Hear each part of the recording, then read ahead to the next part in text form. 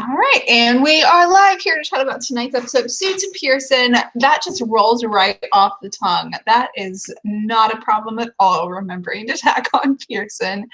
Episode 2 of each of those, season 1 of Pearson, season 9 of Suits.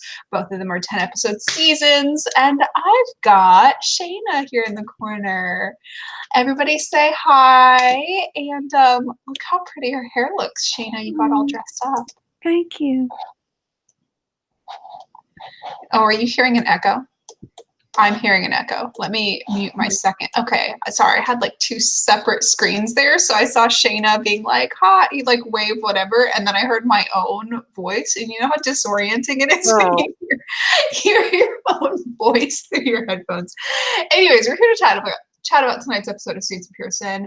Hessa says hi in the chat. Sasha says hi in the chat. Hello to both of you. You know how we start this off, rating the episodes, plural, on a scale from 1 to 5. 1 being you didn't like anything about it, 5 being you loved it, it was a perfect episode.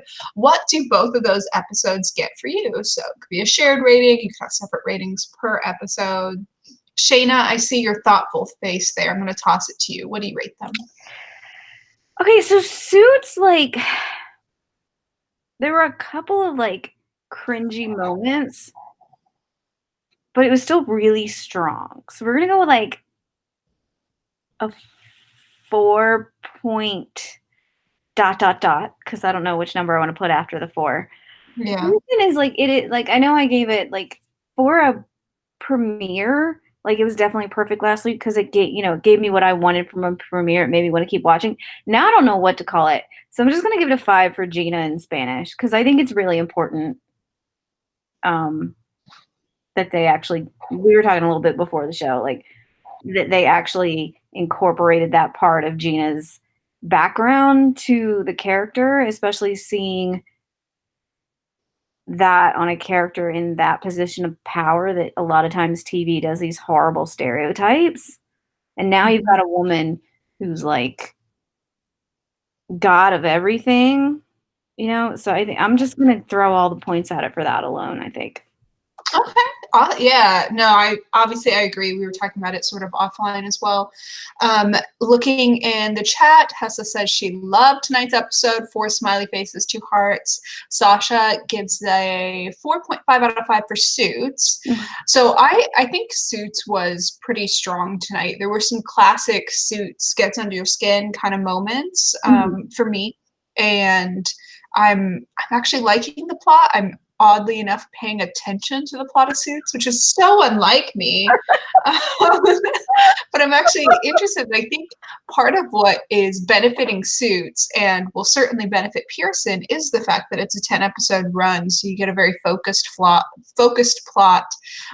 very measured and intentional development of characters. And it may be too soon to praise it that strongly to that extent, since it is only 2 episodes in, but that's what I'm getting so far. Sasha adds she loved Lewis and Alex's bonding in tonight's episode. Yeah, I think they've just been very thoughtful about it. There's moments I can kind of take apart, but that's my overall rating. Now, Sasha's jumped in. She's mentioned sort of her top big moments that are standing out to her. She also mentioned Sarah was amazing. What are the top big good moments that are standing out to you that are pulling those up? I know you mentioned Gina speaking Spanish. I love that. What else from either episode? Okay, so from Pearson, now we do have to kind of break down show by show. I feel like this is going to get longer every week. From Pearson, definitely just seeing, Suits is about found family, and Pearson definitely the aspect of Jessica refinding her biological family, like reconnecting with her aunt. The breakfast, like, totally had me screaming. And the never too late for family, things like that. Like, that's what I'm really looking at. Like, oh God, I hate it when people do that. I couldn't care less about the mayor, right? Like, I don't care about that part. I care about the family. On the Suits side, kind of similar, but I'm of course I have much more specific Darby, basically. I mean, they're so, like, natural. The Superman scene that I was kind of pissed that USA spoiled ahead of time, actually, was just so it wasn't like, oh, there was nothing, this is new about it. It was just like, okay, this is where we progress. When even just like the little touches of Harvey sitting on the desk and leaning in. I think there's a lot of work with the bodies that Sarah and Gabriel are doing really well. That it's like, all right, we have done this scene a million times before, but we're going to add something just a little bit to it. So that moment stood out. The bowling did because like the rage is me. Like I'm not even. It's me at course for 8 seasons of bullshit. When we could have had this, like maybe not all along, but at least on a good timeline.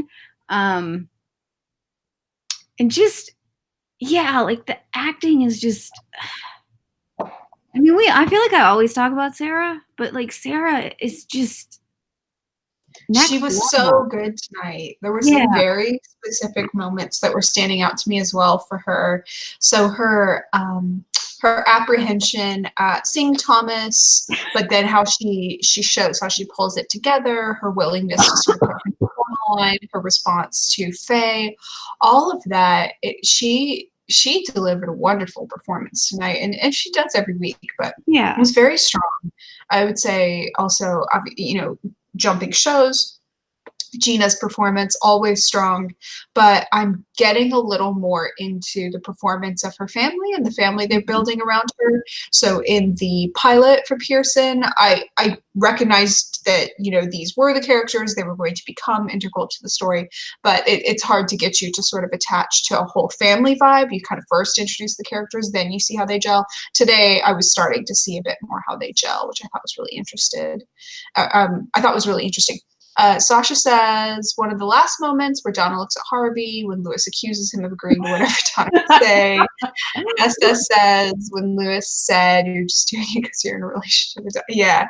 So both them in the chat have picked that as one of the moments that stood out to them. I thought it was really fun because we do see with Harvey and Donna, again, jumping shows, what was really standing out to me is what you were saying, that married vibe that they have. They're not in some sort of like new, awkward, like not sure when to start and stop talking type of relationship. They've jumped straight into the like old married couple vibe. The vibe they had when they were telling Lewis about their relationship as well was very much like this old married couple vibe. And I'm happy that they are going down that road for them. I think that's a good approach. Now, jumping to Pearson, do you have any ships on Pearson? Is it too soon to call on that? Are we going to get any romance as far as you're concerned? I don't know. Like, the mayor and what's her name? I can't even keep track of names, guys. Carrie, right? Carrie, yeah, maybe that's it. Like, I feel like they're in a relationship, but he's apparently married with kids. So, and I don't like her anyway. Like, there's nothing about her that I like. I'm gonna say it because I'm terrible, but like, I want to see Jessica with somebody new. I don't know who, but like, as much as I love the Jeff Malone thing, like, oh, I don't love the Jeff Malone thing. He drives me crazy. But tossing the ball back to you. She's happy, and she made it like way back on Suits. She made a decision for happiness over, corporate whatever. So I like that idea. But I also, the reality here is that the actor also has another season of Lucifer to do. And there's been, at least in the premiere, like he's clearly not there for her now all of a sudden. So I'd like to see her, but I don't know who that is yet. I don't know. Can we ship family, like Jessica times her aunt? Like, not obviously not, but just that kind of ship instead of romantic, because that's definitely like a thing. Type of thing, wanting her to connect with her family. Yeah, definitely. I don't know that they would bring romance other than Jeff, which is a preset romance, which I personally don't love, but I don't like violently dislike it or anything. It just doesn't quite work for me. But I understand why they would start the season with that, because it's establishing, the fact that she does have, personal life, romantic life, without delving into giving her sort of like a season 1 episode run romance. And we're really, in terms of her personal life, rooting for her relationships with her family to improve. But a lot of times when that is the setup, when the main character is not going to be in a romance, or is not going to be in a romance immediately, or is kind of already in a romance that's not going to be changing anytime soon, you see the side characters in little romances or whatever. So I'm just kind of curious if we may see something to that effect. But so far it's just been, the mayor and his mistress, which I neither like nor dislike. It is what it is. It's your typical mayor is having an affair storyline, and we'll see where that goes. But in terms of side characters having a romance that I do like, Katrina and Sam are girlfriends now, which is really exciting. It's canon. I'm so happy they put that on screen so early in the season. What do you think? Obviously in 12 / some number of years, they're going to get together just for you. Yeah, I like seeing them work together, and I think a really big point about that is Katrina is that friend that tells you the hard truths, Yeah. and part of it was that Faye basically threatened her without saying the words, but I think it's just who Katrina always has been anyway. She is probably the only person at that firm who ever tries to be on the up and up. And it was really nice seeing her like bring that energy to Sam's case, which was I really wish that case would have gotten more attention than it did. It's one of my kind of, it's kind of an issue. And I think if you're going to put a case that has a big issue involved, you need to give it the time that it deserves. So I don't know, at a time when we're juggling that with a final season arc and, hey, the firm's in trouble again, if now was really the time to give Sam that case. Yeah, I mean, it was kind of, if I remember back to like season 1, season 2 of Suits, they would give Mike these little one-off side cases that were pro bono, that were like major social issues, like handling really intense topics of workplace sexual assault, sexism, racism, racial discrimination in the workplace, things like that. And those were always, I mean, it's Suits formula. Their cases get wrapped up in one episode. Occasionally they get dragged out if it's something that's tied to like multiple characters' plot lines, but if it's a Suits case of the week, it gets wrapped up in one. So for this week, Sam got the case of the week, and they've kind of alternated that now, whereas it used to be obviously Mike got the case of the week every week, especially for, early seasons. Now we see that tossed around. I think this was a good case for Sam to take. I just think that, or like for them to give her in terms of show some progression. And obviously I like the way they handled it. I like that she was working with Katrina. It came at a good time in terms of contrasting to the fact that they now have new temporary-ish leadership who's trying to take over the firm, because who isn't trying to take over the firm at any given time? So she had a chance to sort of show her character and what she'll be willing to kind of put her foot down for. So it was all good. It was just overall, you had to buy into it really quick. You had to buy into the story really quick. Yeah, and like, it was what it was. Still rated the episode high. I think it was nice that they at least attempted to integrate that with Faye's storyline, so it wasn't truly just someone goes off in another direction due to a case of the week. Because they certainly do that very often.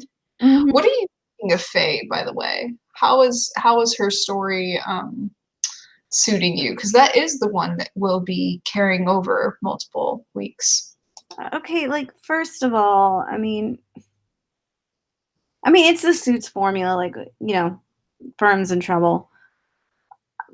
I kind of personally would have liked a final season that was really just wrapping up really like character development, relationship type stuff. And my big fear is that we're finally going to get the consequences that we should have had years ago, and it's going to be a sad ending. What I liked about her, though, really interesting to me, is, she's set up as this like cold woman in power trope. But then when Donna comes to her, like hard on her sleeve, Sarah murdered me, as she does, she had some compassion and empathy. And she dropped the dog with a bone, got to interview Thomas thing, just like that. So I think whoever's writing her, whoever's advising the writing there, did something really interesting in that, because instead of being a one-dimensional, one-note enemy of the firm tropey character, she had some substance. I will say two things though. Like first of all,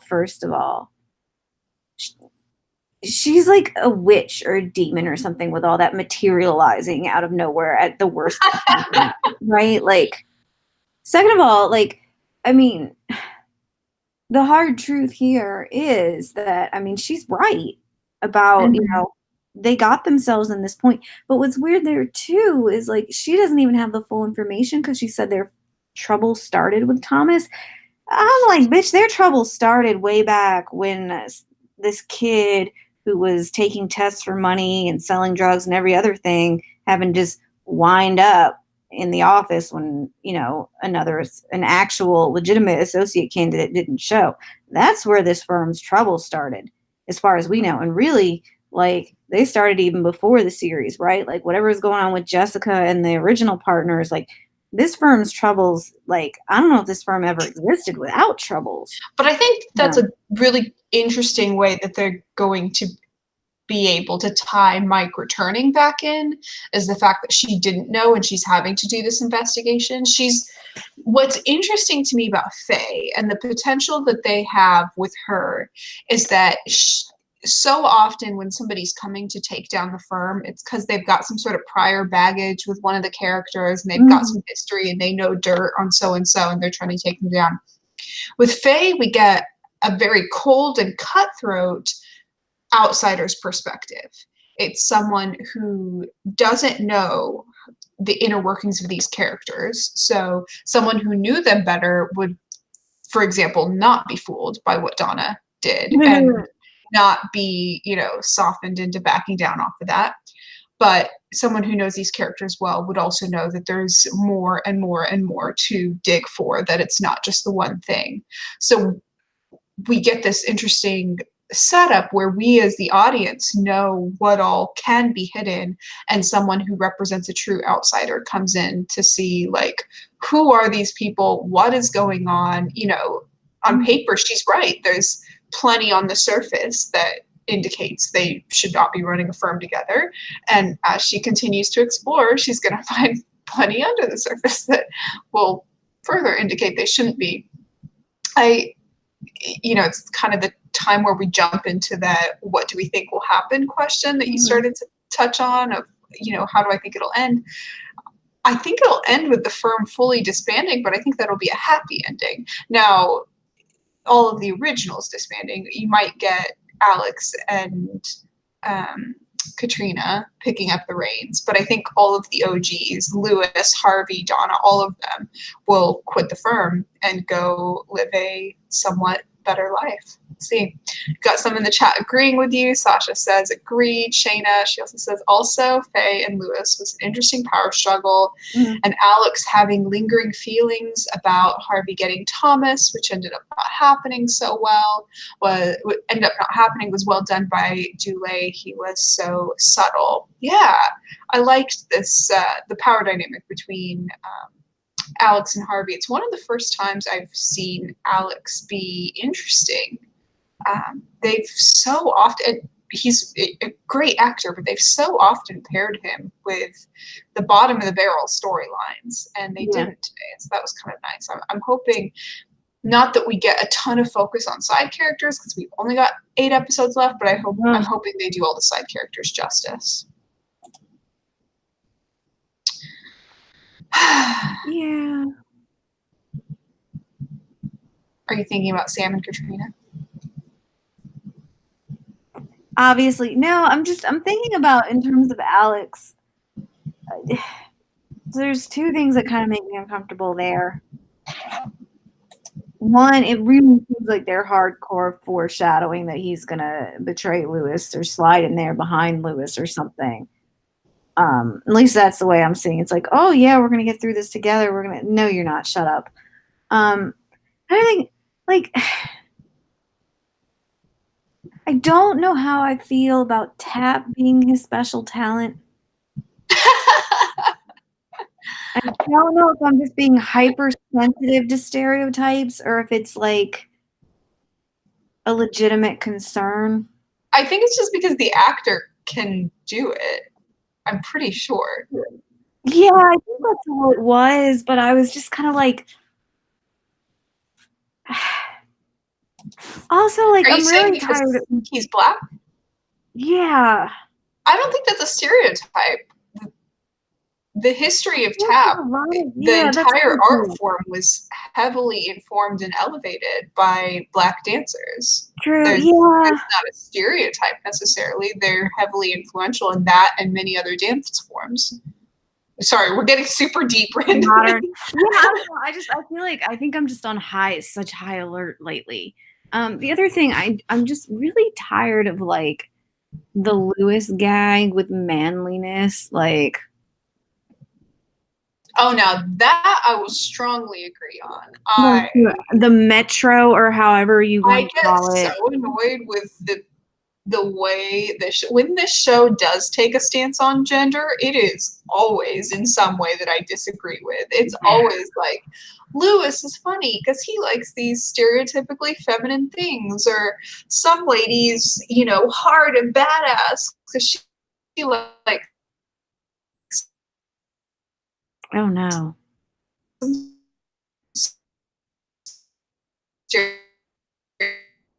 I'm getting freezing. I don't know if you can hear me. And it's probably me. Male things. Can you see me? I can see you. It just like got like frozen for a second. Are we good now? Yeah, I can hear you. Okay. Can anybody else in the chat hear us? We may be cutting off. I think that's our cue to cut it off. Oh, maybe we're getting flagged because I said a naughty word. Would that do it? I don't know. Is it because I said penis or because I said vagina? Let us know in the comments below. I'm just tired of it being like the comic relief character is so funny because he's a dude, but he likes ballet and cats and all the things that are not stereotypically manly. Like, who cares? Like, it's 2019, guys. Like,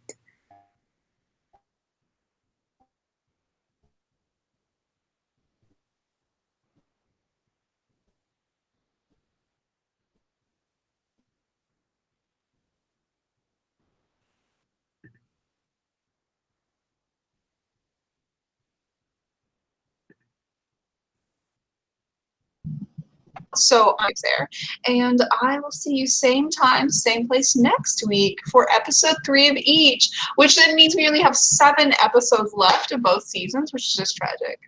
But we're going to get there. Thank you for chatting, especially Sasha and Hessa in the comments there, sharing your thoughts as well. Anybody watching after the fact, feel free to drop a comment and let us know what you thought as well. And I'll see you next week. Bye.